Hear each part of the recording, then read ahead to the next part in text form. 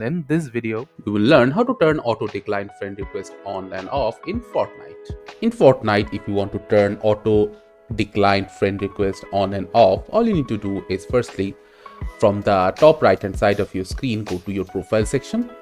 After going in here, you need to head to the gear icon. Then you need to click on the rightmost tab, which is the account and privacy tab. After coming into the account and privacy tab, you need to head to the social privacy tab from the left hand side. In here you will find an option called a friend invite permission, which can be set to according to your needs. So in order to turn on auto decline friend request, you need to set the friend invite permission to no one. And if you want anybody or friend of friends to send you a friend request, you can set it according in here. So after you have changed the settings, all you need to do is click on apply and get back to the lobby. After coming back to the lobby, if you check your friend request, you will see that it has been set according to your selection.